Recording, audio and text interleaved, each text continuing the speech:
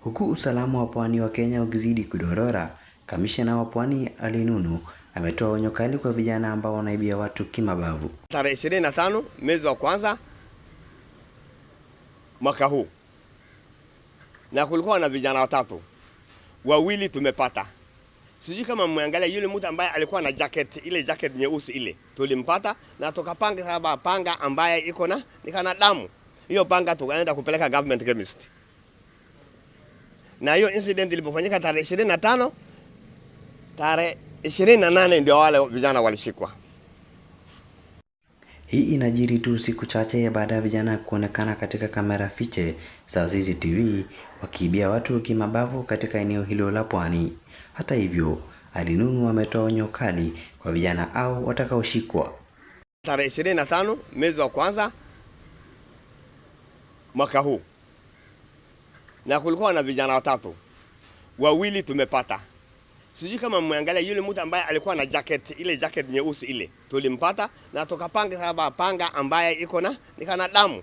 Hiyo panga tukaenda kupeleka government chemist. Na hiyo incident ilipofanyika tarehe 25, tarehe 28 ndio wale vijana walishikwa. Hiyo 28 ndio hii kesi ya Mtwapa pia ikakuja kufanyika. Ya Mtwapa ilikuwa duka ambaye ilikuwa ina operate 24 hours. So kuna wafanyikazi pale na wezi walipoingia ikawa kuna CCTV. Na ile CCTV ndio ikatusaidia ku-identify hawa suspects ni akina nani.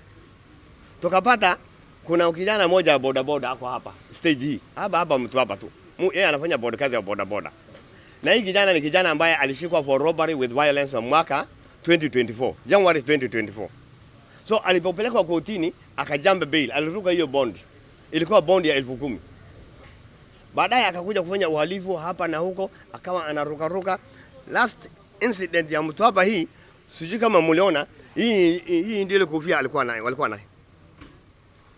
Because Kenyans are asking whether we have the right people. Hii ndio ile kofia. Hii ukiangalia hii kofia ndio ile alikuwa anavaa hapa. Na hii alikuwa ameweka shingo. Ile shingo. Yes.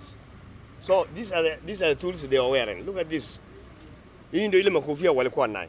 So tulipoangalia hiyo CCTV pamoja na wananchi, tukaenda kutambua kweli hapa huyu ni Mustafa. Anaitwa Muso. Kuangalia Muso anatoka wapi? Muso anaishi mahali mbili. Mamake anafanya Saudi Arabia. Ako na nyumba area Vibingo.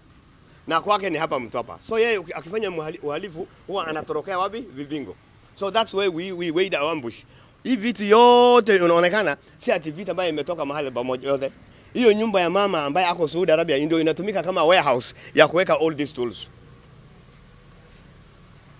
Hii panga kama hii ikikupata,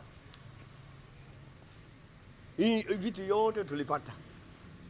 Baadaye ndio wakakuja kutupeleka mahali wanatoa bangi. Bangi ndio hii. So naambia wananchi, hakuna haja ya kutia wananchi wasiwasi. Serikali iko and we are doing our best. That incident in Mombasa imetuchukua siku 3 kushika wale. Hawa wa Mtwapa imetuchukua masaa 5 kushika hii wezi. Kwa hivyo tuko on top of things. Hamna haja kuwa wasiwasi. Na wezi mimi nawaambia hivi, wakati unachukua hii silaha yako hii panga hii, unataka kuigonga huyo mtu, mimi nikikupata ana hii panga ukiwa unagonga mtu na kupiga risasi. Hatutacheka na mtu. This is a dangerous, offensive and lethal weapon capable of killing. So wakati ukichukua hii panga. Siku chache tu baada ya Ali Nunu kutoa amri ya kuuawa kwa yote anayepatikana akiba, watetezi wa kibinadamu kutoka eneo la pwani wamejitokeza kutetea binadamu kutoka eneo hilo na kuonya polisi dhidi ya kuua yote bila hatia, wakionya kwamba utakuwa ukiukaji mkubwa wa haki za kibinadamu.